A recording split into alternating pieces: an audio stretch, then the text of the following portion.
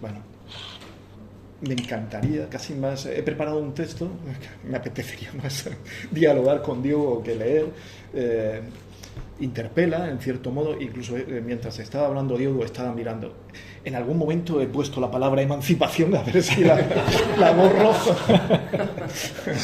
y aparecía así. Porque cuando quiero hablar de ser libre, una persona que quiere ser libre, autónoma, porque esto que has dicho, ¿no? Que es verdad, comprender las órdenes no es ser libre. Y casi siempre lo que entendemos por emancipar es comprender las órdenes. Pero comprender las órdenes no es ser libre, no es ser autónomo. Bueno, eso es verdad. Yo creo que es esto. Y por eso estaba yo ahí pendiente de si acepto que tienes razón en ello. Que muchas veces llamamos emancipación a lo que es comprender las órdenes. Y hacerse mayor es esto, ¿no? Bueno, he preparado, espero que dure más o menos 30 minutos.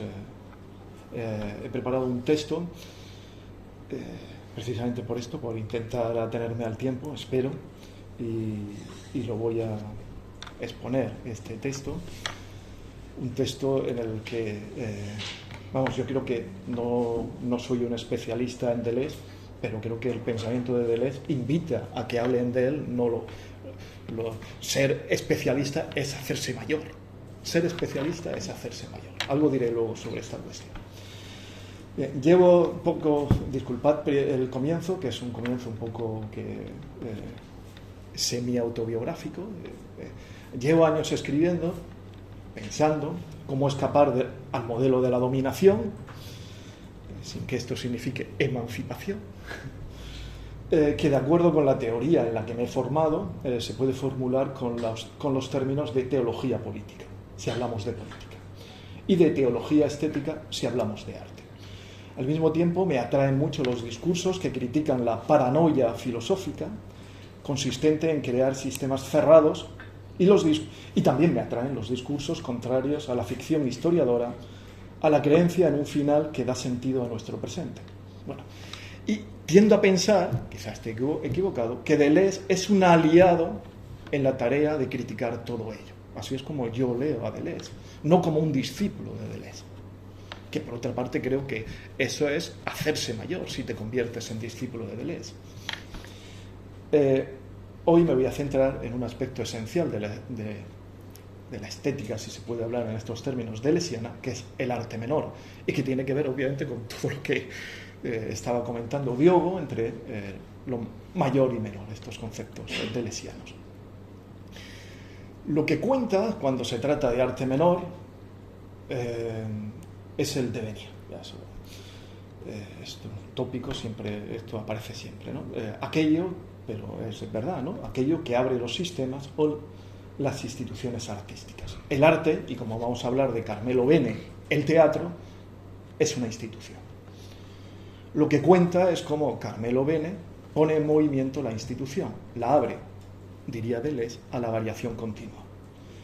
Deleuze, como sabemos, ha pensado en su breve y, a mi juicio, hermoso ensayo, Un manifiesto de menos, la actividad creativa, no la obra realizada, que es algo muerto.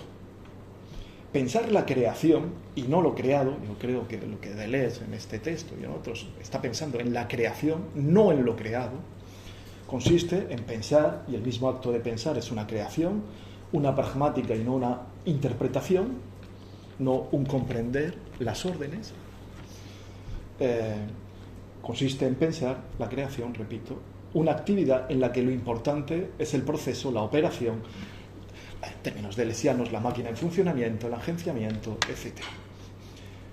El filósofo, es decir, Deleuze, invita a pensar la creación y a su operador, el artista, en relación, pero subrayando sus diferencias, con el sistema o la institución, con ese organismo, organización, territorio, que cuando no es flexible o tiene unas fronteras difusas, cuando no se abre a la novedad, convierte toda acción, aún antes de ser realizada, en una obra terminada, inmovilizada, muerta. Entramos en el campo de lo mayor, sobre lo que me voy a extender mucho, ¿no?, en mi exposición.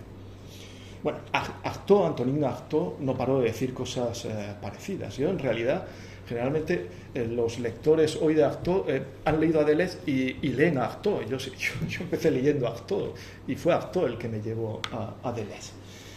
Bueno, el sistema, como el sistema artístico o la institución artística, suele ser pensado como una imagen de la inmovilidad, en la que cada parte ocupa el lugar que le corresponde definitivamente. Si esto es así, comprendo que Deleuze invite a desorganizar.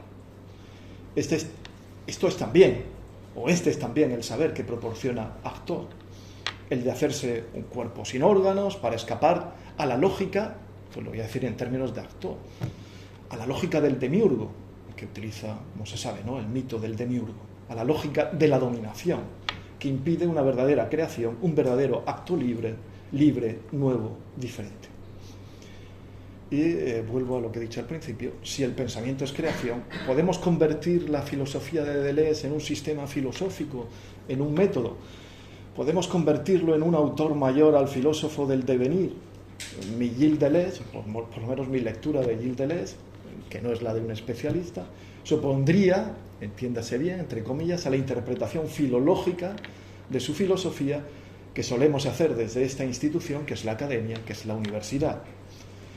Ello, por supuesto, no significa que podamos decir cualquier cosa sobre la obra del filósofo, pero quizás sí podemos legítimamente minorarla, si se permite esta palabra, que es deleuziana, sustraer los elementos que la convierten en un sistema cerrado, accesible solo a los clercs, a los especialistas deleuzianos, a los guardianes del saber.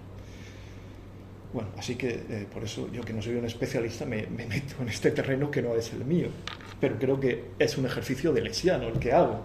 Esto es hacerse menor, en el fondo. Deleuze supo ver en el fascinante teatro de Carmelo Bene, ahora, pero no tengo tiempo, lo que sería interesante es, porque voy a referirme mucho a Carmelo Bene, es obras de Carmelo Bene, sobre todo las que encontramos en internet, en YouTube, son filmadas, son obras en el fondo cinematográficas, y el cine no es lo mismo que el teatro. Pero bueno, nos podemos hacer una idea de lo que es el teatro de Carmelo Bene viendo estas obras de YouTube. No tengo tiempo, sería también, ¿no?, esta ponencia pues sería diferente, ¿no?, si fuera un comentario, fuera comentando las obras. Quizás sería más interesante, de Carmelo Bene, pero no lo voy a hacer. Bueno, lo que veía Deleuze en Carmelo Bene creo que es algo parecido, obviamente, ¿no?, a lo que veía en Kafka, ¿no?, y lo que encontramos en este otro libro, cuando hablamos de arte menor o literatura menor, pues la referencia es Kafka por una literatura menor. Ve en Carmelo Bene lo mismo que en Kafka, una magnífica expresión del arte menor. El filósofo utiliza, por tanto, los conceptos de mayor y menor para pensar el arte. Estos mismos conceptos también lo sabemos muy bien, pero voy a hacer una pequeña referencia para que lo tengamos en mente. Los utiliza junto a Guattari para criticar la lingüística en 1000 mesetas. Nos referimos al capítulo 4, titulado Postulados de la lingüística, donde se refiere a dos abordajes antagónicos de la misma lengua. La mayor es la lengua del poder y constituye una estructura homogénea y cerrada, definida por una serie de invariantes, constantes o universales, mientras que la lengua menor conlleva un mínimo de constantes, un mínimo de reglas, pero no significa que no hayan constantes ni reglas, que tienen una naturaleza social, eso sí, porque son fruto del agenciamiento social concreto de la lengua, de su relación con otros sistemas sociales que no son lingüísticos. Bueno, estoy recordando, ¿no?, o resumiendo, quizá de mala manera, lo que dice en ese capítulo 4 de 1000 mesetas Deleuze.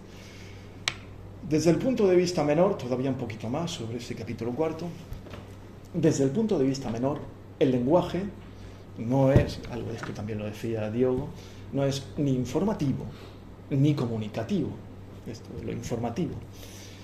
No se trata de una cuestión de comprensión. No es ni informativo ni comunicativo, que sería el primer postulado de la lingüística, sino pragmático y prescriptivo. El sentido nunca preexiste a la enunciación contextual, al agenciamiento social. Desde este enfoque menor, tampoco son válidos los otros tres presupuestos de la lingüística mayor, que, recuerdo, para Deleuze-Guattari, encarna perfectamente la teoría de Chomsky. No es cierto el segundo presupuesto, el cual dice que la lengua sería una máquina abstracta que no recurriría a ningún factor extrínseco o no lingüístico. No lo es el tercero, que se refiere a la lengua como un sistema homogéneo por la existencia de constantes o universales, ni tampoco el cuarto presupuesto, que del anterior, del tercero, extrae la conclusión de que solo es posible un estudio científico de la lengua si ésta constituye un sistema homogéneo. En concreto, el postulado dice, abro comillas, solo se podría estudiar científicamente la lengua bajo las condiciones de una lengua mayor o estándar. Dice, podemos leer en 1000 mesetas. En oposición, ya termino, y vuelvo a Carmelo Bene, en oposición al modo mayor, fundado en los 4 presupuestos anteriores, Deleuze-Guattari afirman que la lingüística en su modo menor, como lo es la elaborada por el norteamericano William Labov, es pragmática, es decir, el resultado de agenciamientos sociales o no exclusivamente lingüísticos. Labov demuestra así que ha quedado obsoleta la noción mayor de sistema, como la de Chomsky, quien reduce el cambio a una transformación reglada a partir de universales o constantes exclusivamente lingüísticos. Por el contrario, para una lingüística menor, la lengua, porque no puede ser comprendida fuera de su agenciamiento social, del ensamblaje o conexión de elementos heterogéneos, se abre a la variación continua en todas sus dimensiones, fonológica, sintáctica, semántica, estilística. Las constantes no están al principio, sino al final. Son el resultado de un proceso de universalización, de uniformización, sobre el que, si tengo tiempo, espero, volveré al final, terminaré con esto al final. De acuerdo con esta distinción entre mayor y menor, que hemos visto en el ámbito de la lingüística, Deleuze habla también de 2 operaciones opuestas en el ámbito artístico y en el ámbito de la reflexión estética.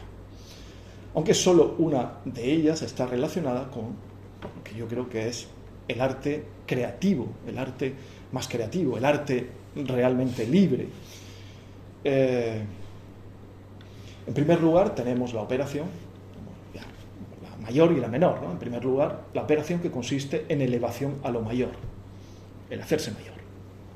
La operación que consiste en normalizar el arte, en inmovilizarlo en criterios o reglas poéticas, y que conduce a suscitar admiración sagrada, reverencial por el autor o por la obra de este autor, lo cual todo ello impide la libre lectura o interpretación, porque comprender lo que dice el autor, como dice Diogo, eso no es una lectura libre.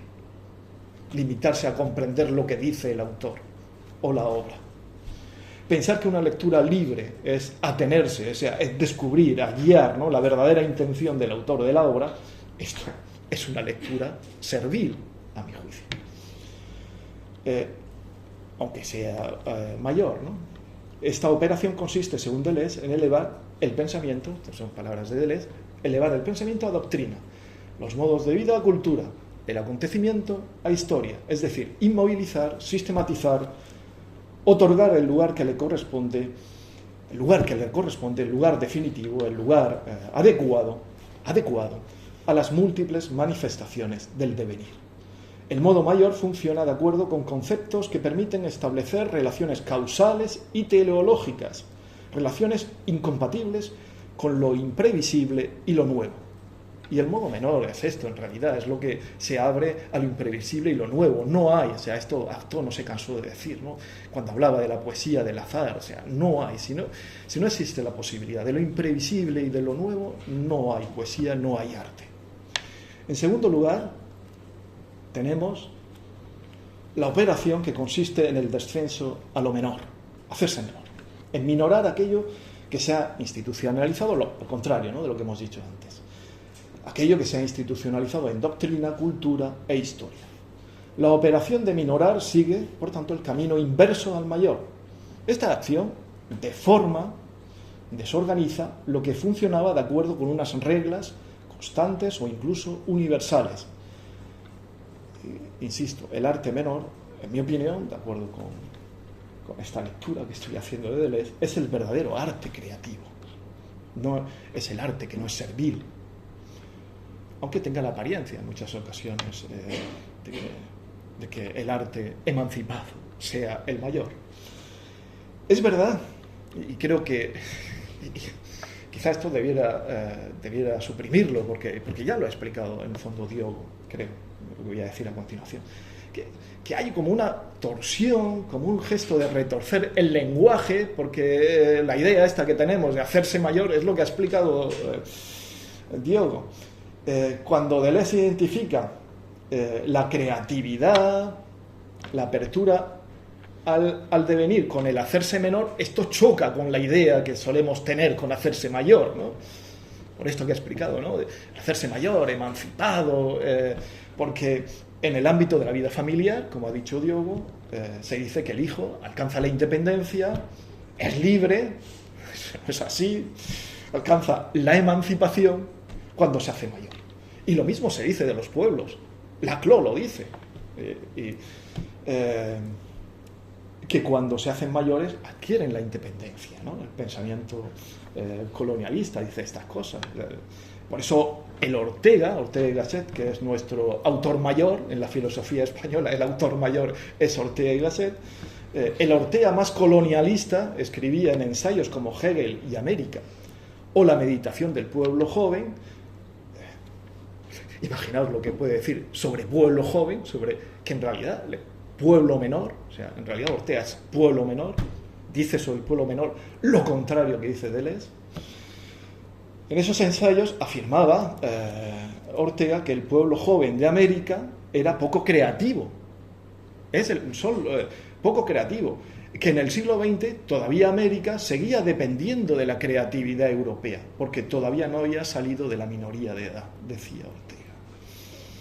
En unos escritos absolutamente equivocados, a mi juicio. Si seguimos la reflexión deleuziana en el escrito sobre Carmelo Bene, comprobamos que comienza diciendo que ese hombre o animal de teatro que es Carmelo Bene es un operador, son términos deleuzianos, que se embarca en un proceso de minorar, que es, o sea, no es una palabra mía, que vengo, entre otras cosas, del pensamiento político, lo dice Deleuze, es constituyente. Cuando alguien emplea esta palabra, constituyente, en fin, tiene una larga historia, no puede ser ajeno, ¿no?, a los malentendidos que puede suscitar.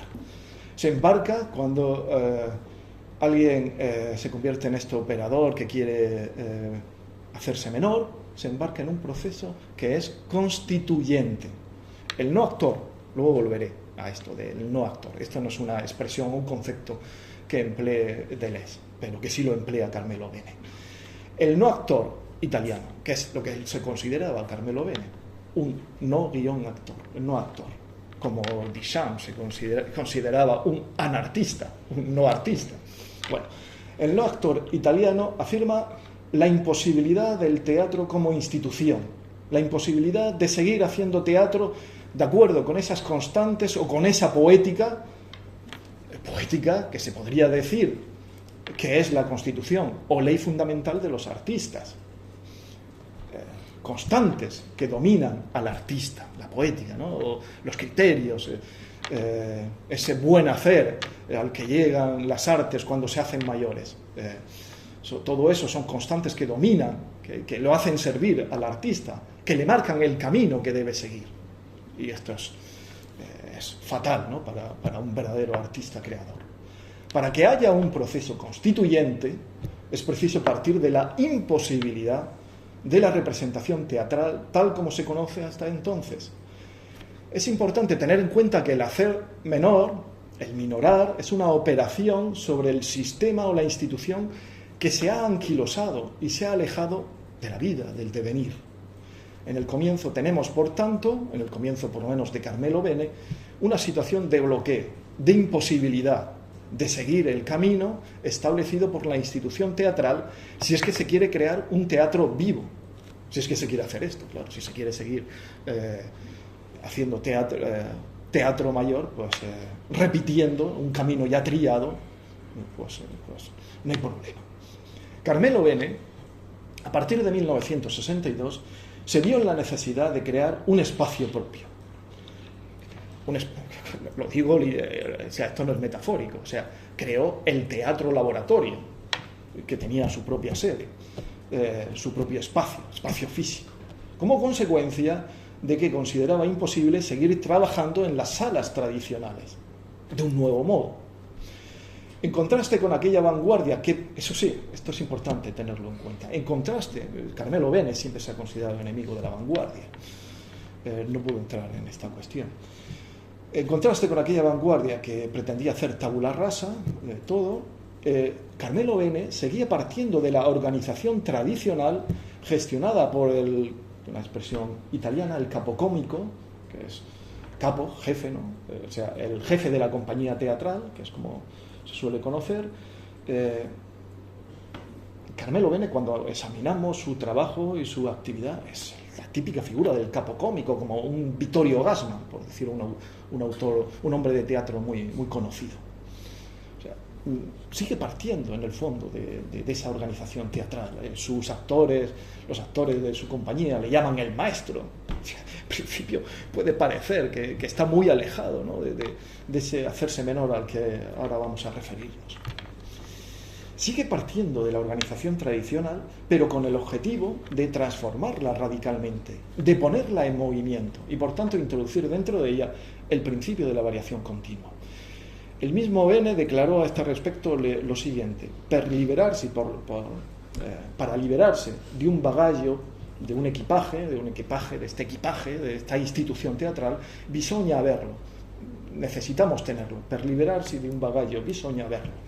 Per abdicare l'attore, o sea, para abdicar de todo eso, el actor debe ser el rey de los actores. Devi essere il re degli attori, decía Carmelo Bene. El artista italiano siempre tuvo, insisto, mucho de capocómico. Y trabajó, y siempre trabajó, o sea, él partía de textos de autores consagrados. Pero en lugar de mostrar reverencia por ellos, lo que hacía era operar con esos textos, minorarlos y darles vida, ponerlos en movimiento.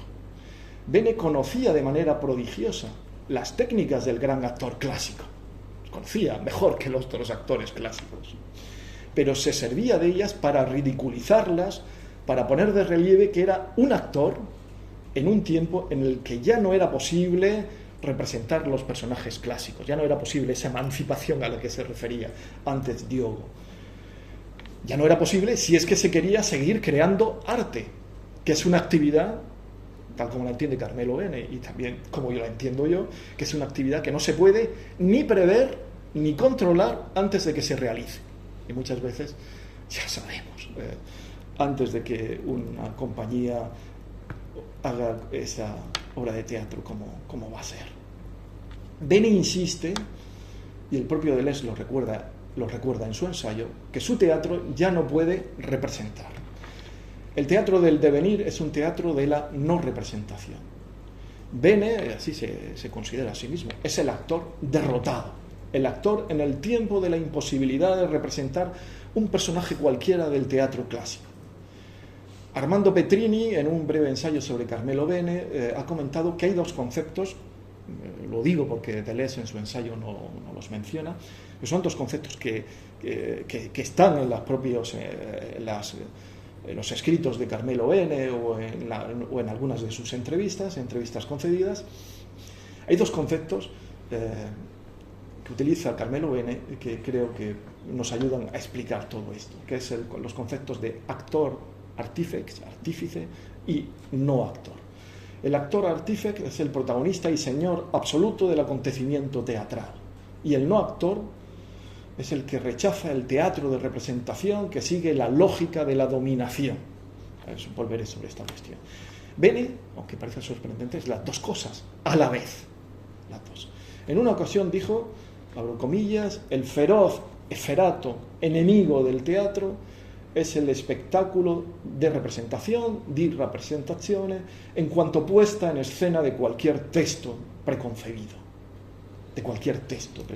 Cierro comillas. El enemigo es la escritura de escena. En su opinión, también abro comillas, son palabras de Carmelo Bene, aquello que no debe suceder en absoluto es que un texto permanezca allí, muerto, igual a sí mismo de una vez por todas. Cierro comillas. Como bien sabemos, el texto es una de las grandes instituciones teatrales, contra la que también se batió, como sabemos, ¿no?, Antonin Artaud. Para Carmelo Bene, el artífice, trabaja para que la escritura de escena, resultante de su elevación al modo mayor, se convierta, lo digo en italiano y en castellano, son palabras de Carmelo Bene que son muy interesantes, se conviertan en esaltante linguaggio teatrale nel suo farsi, exaltante lenguaje teatral en su hacerse, nel suo farsi, en train de se faire, dirían los franceses. A mi juicio es muy lúcido Carmelo Bene, que además al final de su vida, muy influenciado por Deleuze, se denominaba a sí mismo máquina actoriale. Ya no se llamaba a sí mismo actor, él era una máquina actoriale. Bueno, en esta frase, esaltante linguaggio teatrale nel suo farsi, en su hacerse, convierte al actor artífex en un operador del devenir. Pero el artífex se enfrenta con una imposibilidad, la que conlleva un texto que es una constante y cuya representación solo puede dar a luz un muerto. La institución del texto impide, por tanto, el teatro del devenir, el arte menor. La salida consiste en utilizar las técnicas del gran actor para someter el texto a una operación que, para Deleuze, consiste en convertirlo en teatro menor, en el sentido de que le amputamos los elementos en que funda su poder de dominación, comenzando por la sumisión al texto que se suele, incluso los grandes textos, los de Shakespeare, ¿no?, textos canónicos, sagrados, prosiguiendo con la amputación o con la subordinación a una historia, a los diálogos o a cualquiera de las consideradas constantes o invariantes del teatro. Por ejemplo, por poner uno de los múltiples ejemplos que podríamos hacer, a Bene le gusta mucho, y Deleuze no deja de mencionarlo, utilizar el playback como un mecanismo para romper la continuidad entre la palabra y el gesto del actor, y prefiere, por ejemplo, en lugar de diálogos, una acumulación, una continuidad de voces autónomas, de voces independientes, como por ejemplo consigue Virginia Woolf en esta magnífica novela que son Las olas. Pero los procedimientos son múltiples y pueden cambiar, porque incluso unas veces pueden ser menores y otras veces mayores. Para Petrini, esa salida a la imposibilidad de hacer teatro vivo y libre, consiste en utilizar la técnica del gran actor, en realidad, para ridiculizarlo, para ridiculizar ese teatro mayor, o para ridiculizar su pretensión de representación, de un teatro que se sirve, que es ser siervo del texto o de otros elementos teatrales que aspiren a ser hegemónicos. Ese actor que se ridiculiza a sí mismo se convierte, en terminología beniana, en un no-actor, en alguien que está privado de la posibilidad de representar. El no actor es el resultado de una operación de minorar el arte teatral, de reducir el teatro a sus términos esenciales. ¿Y cuáles son los términos esenciales del teatro para Carmelo Bene? Es un cuerpo martirizado entre comillas, sobre el escenario. El propio Bene dice, abro comillas, son palabras de Bene, hay mucho cuerpo en mi trabajo en escena. Voz, cavidad oral, diafragma, respiración. Los personajes cada vez tienen menos importancia. Se convierten en miembros, dedos, uñas, prótesis, cuerpos, pedazos de cuerpos colonizados. Cierro comillas, estas son palabras de Bene. En Bene,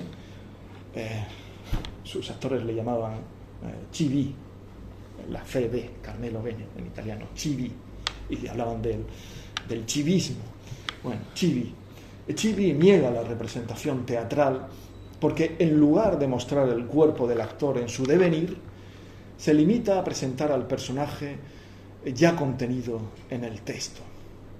Es lo que hace la representación teatral. Se limita a presentar el personaje ya contenido en el texto. El actor se limita a imitar a alguien ya muerto. Por eso en el teatro de Bene tenemos la impresión de asistir a la agonía del propio actor en tanto intérprete de personajes, de sujetos fijados, encerrados, capturados, inmovilizados en un texto. Se comprende entonces que el italiano diga que en su teatro los personajes se disuelven en situaciones, y que su puesta en escena lo que produce son atteggiamenti, actitudes y no obras. Ya hemos apuntado que para Deleuze el proceso de devenir menor en el teatro de Carmelo Bene consiste en sustraer las constantes y universales del teatro, que se identifican con los elementos y acciones del poder. Se refiere en particular a que deben ser amputados tanto los elementos que contiene el texto, que hacen referencia al poder, por ejemplo, sí, porque es el texto de Bene, la obra de Bene teatral que analiza Deleuze, Ricardo III. En relación con ese texto, lo que hace Bene es amputar el rey, lo que tenga que ver con las partes que tienen que ver con el rey, con el amo, con el padre, con el sistema, pero también amputar elementos que forman parte del mismo teatro y que pretenden determinar la acción teatral antes de que suceda, ya sea este elemento el texto, casi siempre el texto, pero no solo el texto, también el diálogo, el actor, el propio director, etc. Deleuze, cuando habla de suprimir estos elementos estables, sostiene que esto implica poner todo, lo sabemos, en variación continua y transponer todo a menor. Solo a través de esta operación de minorar, el teatro se abrirá a la vida, al devenir, y nacerá lo inesperado. Solo así podrá escapar el teatro a la lógica de la dominación, que coincide con esa teología estética que Artaud explicó, como ya he comentado, con el mito del demiurgo. En el teatro, la figura mítica del demiurgo, Artaud, tiene muchos rostros. Puede coincidir con cualquiera de esos elementos a los que antes nos hemos referido, que el teatro menor amputa. Ya sabemos que quizá el más importante de ellos sea el texto, que cuando es el de un autor mayor como Shakespeare, ha de ser tratado con reverencia, con respeto, como hace, y lo que va a hacer Bene en Ricardo III es todo lo contrario, el artista mayor que interpreta el personaje Ricardo III, quizá un Vittorio Gassman, suele convertirse en el fondo en un esclavo del texto, mientras que ese no actor, operador o máquina de guerra, máquina actorial al que antes nos referíamos, que es Bene, lo que va a hacer es deformar, desorganizar el texto de Shakespeare, y lo hace amputando, sustrayendo los elementos de poder que son los que precisamente dotan de coherencia a la historia narrada y a la puesta en escena. Así que en Bene, del texto original de Shakespeare, solo quedan Ricardo, presente como Gloucester y no como rey, y las mujeres de la obra. Solo quedan ellos. Claro, esto hace que la obra narrada es apasionante, pero se vuelve bastante incoherente. La impresión que tenemos cuando vemos la obra de el Ricardo III de Bene es un conjunto de fragmentos que dificultan reconstruir la historia narrada por el autor inglés.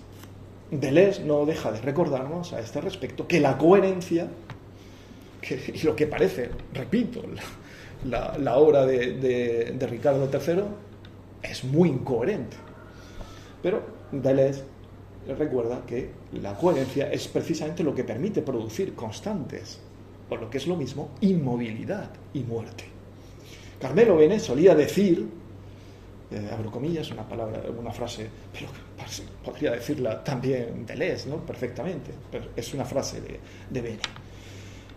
El teatro comienza y termina en el momento en que se hace. El teatro comienza y termina en el momento que se hace. Nel suo farsi, ya lo he dicho antes, ¿no? Nel suo fare, en train de se faire.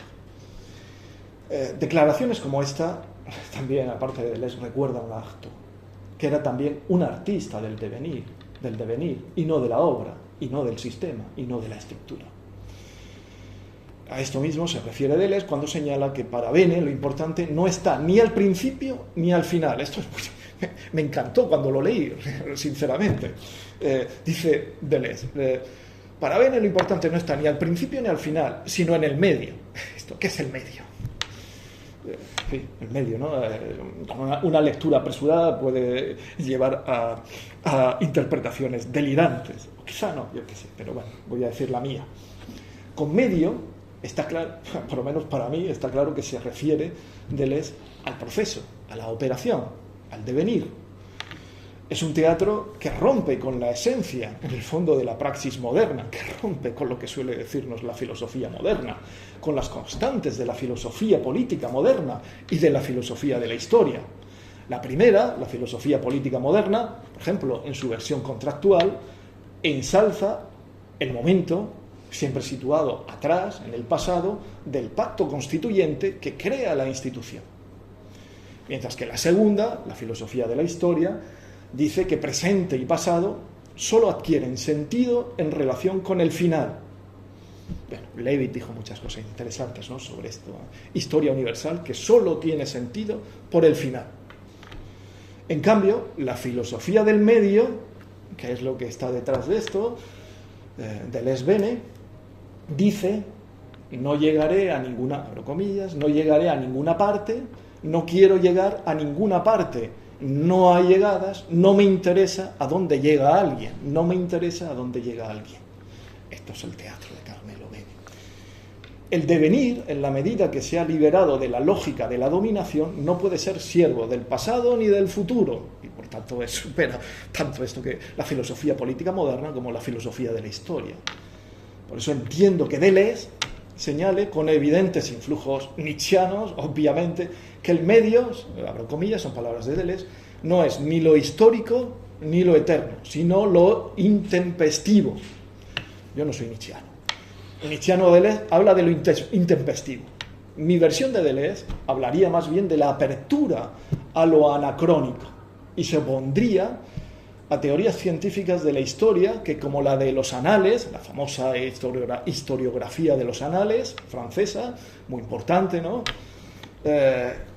se opone a estas teorías científicas de la historia, como la de los anales, repito, que tienen necesidad de constantes, como esta del espíritu del tiempo, de una época determinada, porque esa constante es la que nos permite un estudio científico de su objeto. Más o menos estamos diciendo algo parecido a lo que he dicho antes en relación con la lingüística. Esto significa que no se admite ninguna variación o novedad con respecto a esa constante, lo que hace la escuela de los anales. Si se diera, nos dicen estos autores, estaríamos ante el pecado original de los historiadores, el anacronismo. Pero, en fin, el arte menor y esta filosofía menor, la que nos estamos refiriendo, le da la bienvenida al anacronismo, o si los nietzschianos a lo intempestivo. Lucien Febvre, cuando al inicio del problema de la incredulidad en el siglo XVI habla de la historia como hija del tiempo, como la sucesión de épocas dotadas, cada una de ellas, de un universo mental determinado por una serie de constantes, con sus cualidades, inclinaciones y curiosidades, con sus creencias específicas. Cuando habla de todo eso, está convirtiendo el tiempo en imagen de su contrario. Esto es, en imagen de la eternidad en la que cada cosa está definitivamente en su lugar. Desde este enfoque, la historia desemboca en metahistoria, porque el tiempo de la cronología, del suceder temporal, depende de un tiempo sin cronología, puro presente o eternidad. En el fondo, tanto la filosofía de la historia, y dentro de la filosofía de la historia, el concepto de historia universal, como buena parte de la historiografía moderna, dependen de la teología, del mito histórico, de la redención del tiempo. Tal redención consiste en abolir la sucesión, en abolir el devenir como tal. Consiste en abolir, en suprimir la historicidad radical que encontramos en autores como Deleuze y en hacer que el tiempo se asemeje a aquello de lo cual es copia, siguiendo en el fondo la estela del Timeo platónico. Recordemos a Platón. El tiempo es la imagen móvil de la eternidad inmóvil. Es lo que está detrás de la escuela de los anales. El tiempo es la imagen móvil de la eternidad inmóvil. No hay un pensamiento del devenir, no hay un verdadero pensamiento del suceder, de la historia, en su sentido radical, del acontecimiento. Cuando decimos que Carmelo Bene somete... Bueno, ¿cuánto tiempo me queda? O ya no me queda más. 40 minutos llevas. Bueno, entonces, nada, termino. Todavía me quedaba mucho más, o sea, paso. He dicho algunas cosas, no sé qué más puedo. Termino con esto. Si tengo ahí 2 o 3 minutos, termino con esto. No voy a terminar porque en el fondo, mi final era, pero lo dejo, en el fondo hay otra manera de entender, que yo, en mi lectura también puede ser delirante de Deleuze, creo que no es un autor, un enemigo de la institución, es enemigo de una determinada institución. Yo creo que son necesarias las instituciones, incluidas instituciones como esta en la que estamos, pero hay que entenderlas de otra manera muy diferente. Bien, que tiene que ver, ¿no?, con esta apertura al devenir, etc. Pero lo que quizá antes de... hay una parte en la que Deleuze emplea toda una serie de terminología que parece que está utilizando paradojas, contradicciones. Quería terminar con esto, ¿no? Que parece, ¿no?, que es un pensador del oxímoron. O sea, cuando habla de ser menor, ¿no?, y dice ser bilingüe en una sola lengua, ¿cómo vas a ser bilingüe, ¿no? Ser extranjero en la propia lengua, hablarse a uno mismo al oído, pero en la plaza pública, ¿eso qué sentido tiene? Bueno, todas estas expresiones a mí me recuerdan a lo que un autor que está en las antípodas quizá de Deleuze, que se llama Blumenberg, denomina con el término de metáfora explosiva, que es la metáfora que en lugar de proporcionar un conocimiento teórico, prescribe una praxis, un modo de comportarse, o como dice Chiví, nuestro Carmelo Bene, una actitud. El capocómico de Carmelo Bene se hace menor cuando se esfuerza en tartamudear. Quiero terminar con esto del tartamudear. Porque un poco, y disculpad que me estoy excediendo un poco del tiempo, un poco quiero terminar donde ha terminado yo. Porque